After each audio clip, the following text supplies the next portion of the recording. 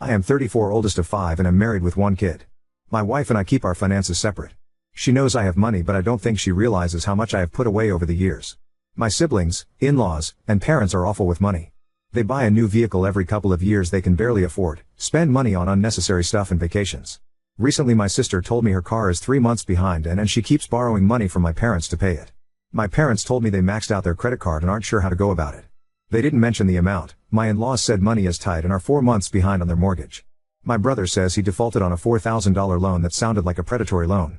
It makes me sick to think about, especially when they confide in me these things, and I feel like I should help them because I can, but I worry about being taken advantage of. I also feel like they put themselves in these situations. My parents have plenty of toys, boats, kayaks, 2X campers, etc. they could sell. My in-laws both drive very expensive SUVs, including a new BMW X5. My sister put a whole trip overseas on a credit card. I watch them spend money in shops. One has 4 to 6 Stanley water bottles because they want colors to match their outfit. Meanwhile I have everything paid off besides the house. I have $82,000 in savings, $250,000 in 401k. My income is very good and I think my family suspects that because they know what I do for work. I was planning on continuing to save and buy a Boxster cash, obviously keep some left over, but my guilt factor is telling me I should help family before getting fancy car I've been wanting. I would hate for my in-laws to lose the house and have my nieces and nephews on the street or worse while I drive a new car around. I also, as bad as it sounds, don't want anyone moving in with me. Edit, I am glad to see I'm not the adda for this. Me criticizing them in my head makes me feel like a jerk. Another edit, I guess I realized I complained more about their spending and didn't really mention the other stuff going on. They have issues like a furnace that broke and only works at 30%, so their house gets super cold during the winter, so much so they had blankets everywhere and moved the kids downstairs. My nieces and nephews have medical things that have not being taken care of. They miss out on after school activities because no one can pay for it.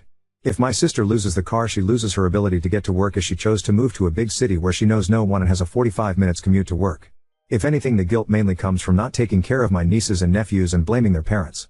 And I just don't want people to be homeless. About 14 years ago I slept in my car for a month during winter with only $100 in my bank account while I tried to save up for a deposit for an apartment. I only made $8.75 an hour then. It was miserable, cold, embarrassing. I remember going to Quick Trip for hot food because I was tired of protein bars, bread and peanut butter. These teens hit my car with snowballs and ice, waking me up once and then were like, oh shit, someone is sleeping in there, and said other things that made me sick. I know I didn't give out too much information, but I was kinda surprised about being criticized for my own actions. To answer some questions/concerns, yes, I have a 529 setup for the kid. They are 4 and they are set, even if college rates continue to rise. The company I worked for paid 3 years of my college and it was a tremendous help. It's not my money, so I didn't list it. I have $40,000 in non-leaked assets. I make $175,000 a year, which included a $50,000 raise I got 3 years ago, and I never changed my spending habits.